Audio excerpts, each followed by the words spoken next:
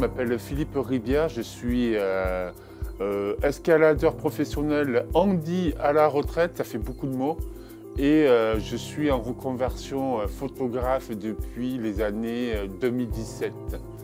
Voilà, et j'habite ici en Ardèche.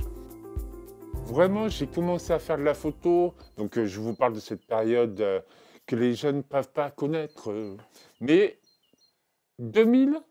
Et vraiment, en 2006, j'avais un projet de faire un tour d'Europe.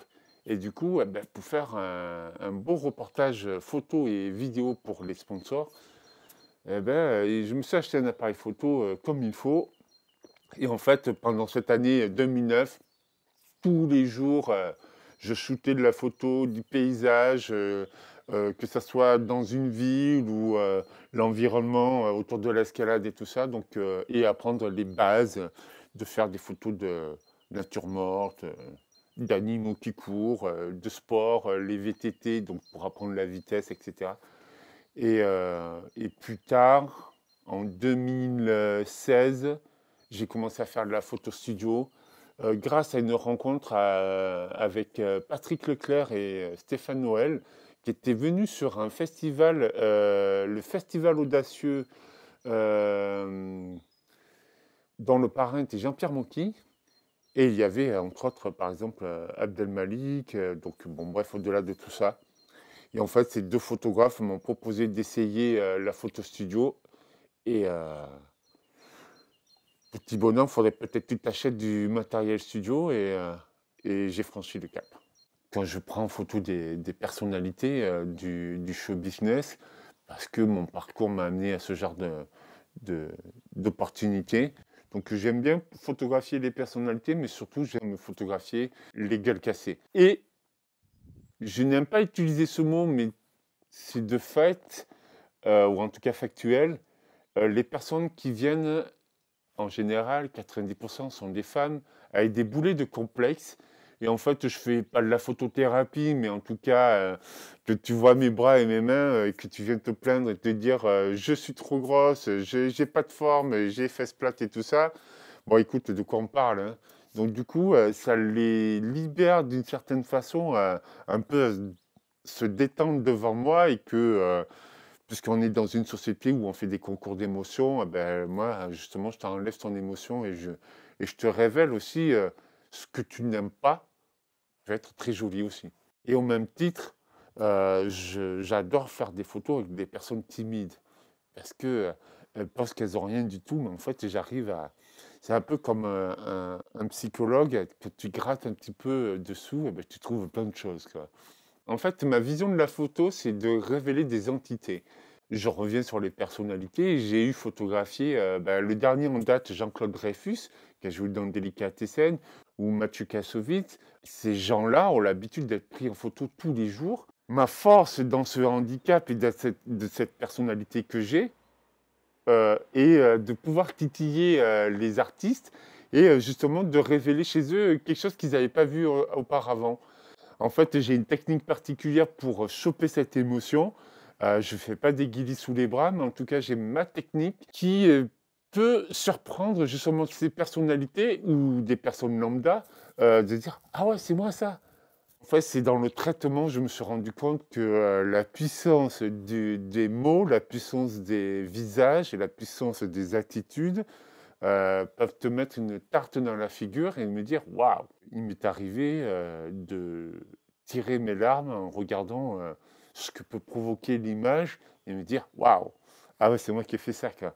Il n'y a pas de handicap ou de normalité dans ce monde. Ça, c'est bien un truc, un fantasme de l'humain. Et c'est pour ça aussi que, par exemple, la crise du coco a agité tout le monde. Vous pourrez nettoyer 10 000 fois votre table, elle ne sera jamais nickel.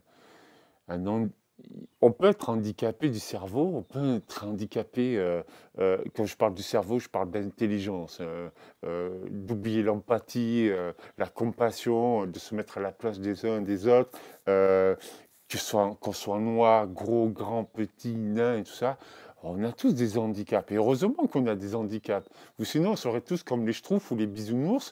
Bon, d'ailleurs, à la fin, ils se tapent sur la gueule. Moi, je ne me considère justement pas comme un photographe handicapé, puisque ça fait un moment donné que mon histoire du handicap, je l'ai résolue à travers les documentaires, les images, l'écriture de mon bouquin et ce que je vais vous montrer tout à l'heure. J'ai créé une exposition qui s'appelle «Le handicap fait son art». Ma phrase favorite est d'expliquer que dans la nature, rien n'est parfait. Les plantes, les animaux, la sculpture, la peinture, la musique, rien n'est parfait. Et on y met des sommes, des fois extraordinaires, des millions et tout ça. Ok? Eh bien, il se trouve que par exemple, il y a une photo qui a été exposée à Arles, me concernant. Eh ben, il y a une Russe, elle voulait l'acheter 10 000 euros. La discrimination, j'en ai vécu, on va dire, pendant 30 ans. Aujourd'hui, non, mais mes petits bras, mes petits biceps, j'ai plus de discrimination parce que de mon visage, et j'ai écrit une chanson aussi, euh, plus personne ne vient ouvrir sa bouche devant moi, quoi. Il y a peut-être encore peut-être le teubé de service, et encore, il ne se risquera pas parce que je pense que même si je louche avec mon charisme, comme dirait l'autre, charisme, je te fais comprendre que toi et moi, on n'est pas dans la même matrice, quoi. Donc, ça te servira à rien de te moquer de moi, quoi. On peut voir mon travail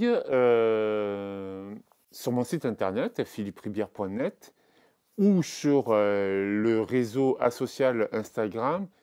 J'essaie de contacter les galeries qui ne répondent quasiment pas, mais surtout, quand elles daignent répondre, c'est vos photos sont sombres. Alors, je connais le français, mais je ne sais pas trop ce que ça veut dire, des photos sombres.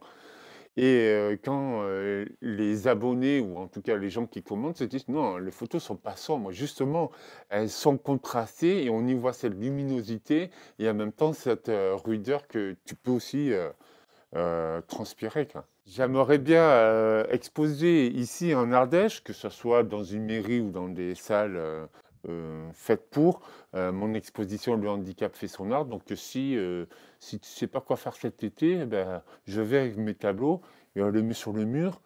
Et puis on reviendra sur les questions de discrimination, etc. Et que le handicap, eh ben, c'est super beau aussi. C'est aussi apprendre à se tenir sur ses deux jambes et être fier de ce qu'on est. Et que justement, à contrario, on n'a pas besoin de mettre des baffes pour se faire comprendre.